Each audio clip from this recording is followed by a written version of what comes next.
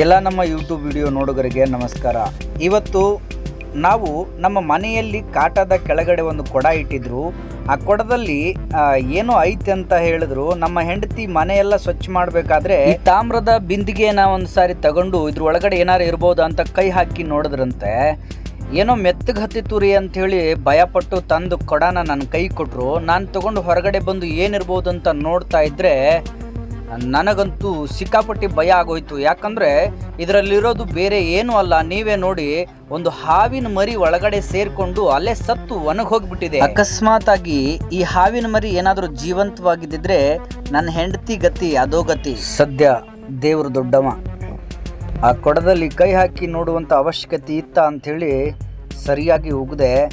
ಆದರೂ ಅವ್ರಿಗೇನು ಗೊತ್ತು, ಮನೆ ಒಳಗಡೆ ಒಂದು ಬಿಂದಿಗೆಯಲ್ಲಿ ಕೊಡದಲ್ಲಿ ಈ ಥರ ಎಲ್ಲ ಬಂದು ಏನಾದರೂ ಸೇರ್ಕೊಂತದಂತ ಅವ್ರಿಗೇನು ಗೊತ್ತು. ಆದರೆ ಬಹಳ ದಿನದಿಂದ ಉಪಯೋಗಿಸದೇ ಇರುವಂಥ ಪಾತ್ರೆ ಪಗಡೆಗಳನ್ನು ಒಂದು ಸಾರಿ ಹುಷಾರಾಗೆ ನೋಡಬೇಕು ಅಂತ ಹೇಳಿ ಚೆನ್ನಾಗಿ ಉಗಿದೆ. ದಯಮಾಡಿ ಯಾರು ಈ ಥರ ಉಪಯೋಗ ಮಾಡದೇ ಇರುವಂತಹ ಯಾವುದಾದ್ರೂ ಪಾತ್ರೆ ಕೊಡಗಳು ಇಂಥದ್ದು ಏನಾದರೂ ಇದ್ದರೆ ಅವನ್ನು ಒಂದು ಕಡೆ ಸೈಡಲ್ಲಿ ಎಲ್ಲಾದರೂ ಉಲ್ಟಾ ದಬಾಕ್ಬಿಡ್ರಿ. ಯಾಕಂದರೆ ಯಾವುದು ಏನು ಬಂದಿಲ್ಲ, ಇದೇ ಥರ ಬಂದು ಸೇರ್ಕೊಂಡ್ರೆ ಬಹಳ ಕಷ್ಟ.